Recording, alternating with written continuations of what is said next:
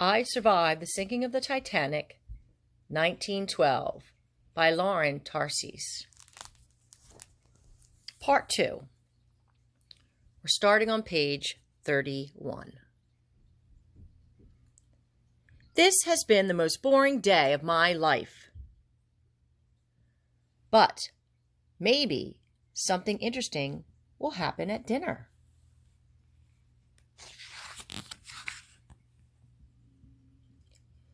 To George, no trouble for one entire day. Mrs. Key, I've been meaning to say hello. Mr. Stead, what a pleasure. Meet my nephew and niece, George and Phoebe Calder. So, what brings you onto this magnificent ship? Oh, I couldn't miss it. All of society is on board. I hear there's even an Egyptian princess. Really? I haven't met her yet. Well, none of us have. She's traveling in first-class baggage room. Excuse me? The princess is more than 2,500 years old. I'm not sure I understand. She's a mummy. A mummy? That's right, discovered by a man named Burroughs in a tomb near Thebes. They say he took the princess out of her coffin and packed her in a wooden crate for his collection. Some say it's bad luck to take a mummy from its resting place. I'm glad I'm not superstitious type. In any case, nothing can hurt this ship, not even a mummy's curse. Enjoy your evening, Mrs. Key. It was a pleasure to speak with you and your family. Mr. Stead is a very famous writer in England. You never know who you'll meet on the Titanic. While Aunt Daisy is speaking, it hits me. The best idea ever. I have to see that mummy. Tonight's adventure will help me forget all about my boring day. Sunday, April 14th, 1912, 11:15 p.m. All I have to do is get to the first-class baggage room and find Mr. Burroughs' crate. I'll be back in bed, snoring before anyone knows I'm gone. I'll need something to pry open the crate. And who knows, maybe there will be a live cobra inside the box, too. I can hope, can't I? There's no noise in the hall except the hum of the engines from the bottom of the ship. I love that noise. It reminds me of the crickets in the woods back home. Sometimes I sneak out while Papa and Phoebe are sleeping, and my mind is full of restless thoughts. Thoughts about why I don't try harder in school, or why Papa is always mad at me, but mostly, swoosh. I think about Mama. It's been almost 3 years since she died. Sometimes I close my eyes and remember her smile, or her smell, like fresh grass and sweet flowers. Or that song she used to sing. Awake, awake, it's now daybreak, but don't forget your dreams. Except thinking about Mama is like standing close to a fire. Warm at first, but get too close, and it hurts too much. It's much better to stay away from those thoughts. Nothing clears my mind quicker than the woods. I never stay out for more than an hour or two, except for that one night back in October. Screech, screech, screech. Some old-timers had said there were Black Panthers in the woods. I never believed it. I told myself not to run, but I couldn't help it. Pan, pan, pan. Slash. I could feel it right behind me. Any second it would leap. Its claws would tear me apart Swoop. Chomp. Swipe.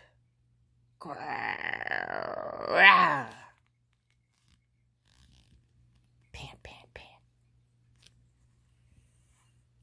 Swish, swish, swish. Whack, whack, whack, whack, whack.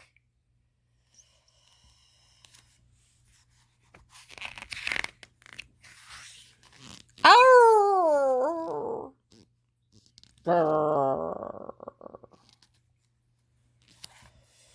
My friends at school didn't believe me. Impossible. Well, you'll be saying you've been signed to the Giants next. Ha ha ha ha ha ha ha ha. But that didn't bother me. It didn't matter what they thought. I knew I'd face down a panther, and I'd never forget it.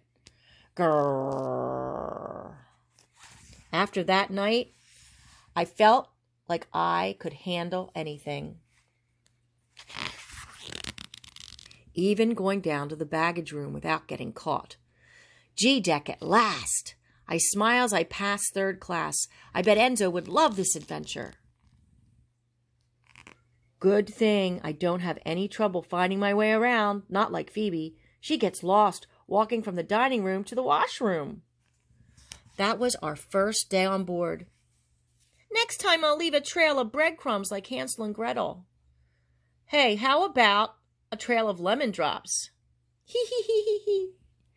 The baggage room is in the front of the ship, past the mail sorting room, and the cabins where the stokers and the firemen stay. Too bad there isn't time to see the escape ladders. Finally, the baggage hold.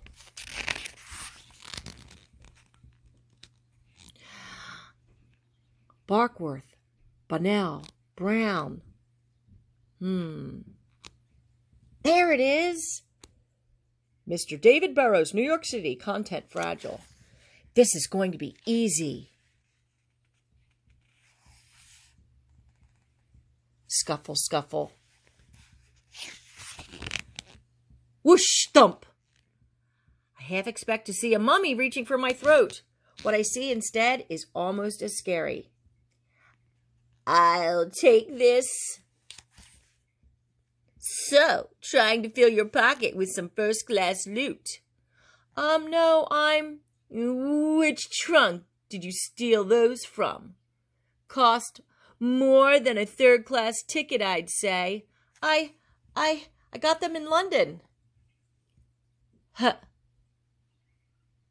A prince from first class, just down here for a little thrill? What's your name? George. Prince George. A pity those boots won't fit me, but you do have something I want, your key. Always wanted to see one of those first-class cabins. There's no way I'm letting him get near Phoebe and Aunt Daisy. I jump overboard first, so I think fast. There's a mummy down here in that crate, and it's worth millions. I thought I could sneak it off the ship and sell it in New York. My father's business is bad. I thought if I could sell it... I like the way you think. Don't move. He works quickly. Obviously, he's done this before. Creak. Rumble, rumble, rumble. Rumble, rumble, tump, tump.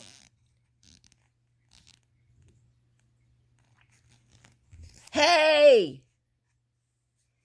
Prince George! Thump, thump, thump, thump. I don't stop for anything. Thump, thump, thump. Not until I'm safe again in first class. Good evening, sir. I'm out of breath. Nothing can happen to me here. So why is my heart still pounding? Wait. It's not my heart. It's the ship. That thundering in the hold. Did a boiler room explode? Did a steam pipe burst? I listen hard. I can hear the engines humming. But a moment later, silence. The engines have stopped. I start to hear voices from outside. Maybe they know what's happening.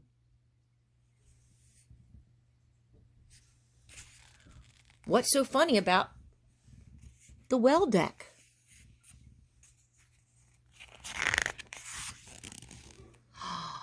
My eyes must be playing tricks on me. What's happened?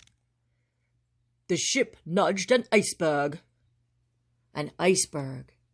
Is that why they've stopped the engines? Because of some ice on the deck? Just regulations, I suppose. One of the officers assured me we'll be underway in a moment. Hey there! Toss some of that ice up here.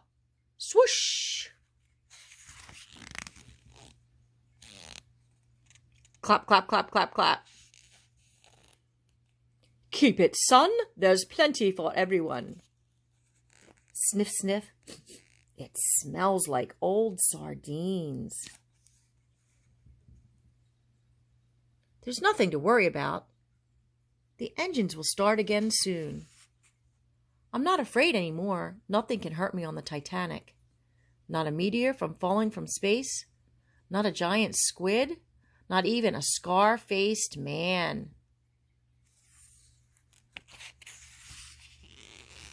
I can't see the iceberg. And it's so much colder than it was at dinner time. Now, all I want to do is curl up in bed under my fancy first-class sheets and blankets. It's still quiet when I get to our suite. Crunch. Huh? Sniff. Sniff. Just another Phoebe's lemon drops. Zzz. I'm safe, but I can't sleep. My knife. Gone forever. Why haven't the engines started? Knock, knock, knock. I'll get it. Hello, George. Can I speak to Mrs. Key, please? What is it? So sorry to barge in, ma'am. But there's been an incident. I'm so sorry, Henry. My nephew just can't seem to stay out of trouble. Oh, no, ma'am. This has nothing to do with George. It's the ship, ma'am. Seems we bumped into an iceberg. I'm sure the captain is just being cautious, but he wants everyone up on deck. But it's after midnight. Surely the captain doesn't expect us to appear on deck in our night clothes. Oh, no, ma'am. It's very cold outside. You'll need to put these on over your coats. Henry, I'm not taking the children into the cold for a drill. Has Captain Smith lost his senses? Of course not, Mrs. Key. Hal, if you could get yourself some and the children ready, I'll be back in a moment to see if you need any help. All right, George, I guess we'll have another adventure to boast about when we get to New York. Now you get dressed and I'll get up Phoebe. Gasp. Where could she be?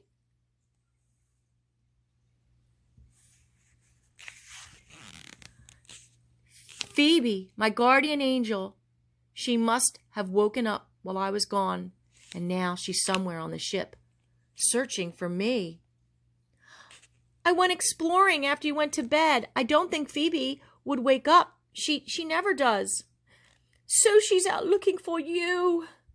She doesn't want me to get into trouble. Aunt Daisy should be furious. Papa's right. I don't have a lick of sense. Wait! That lemon drop in the hallway. George!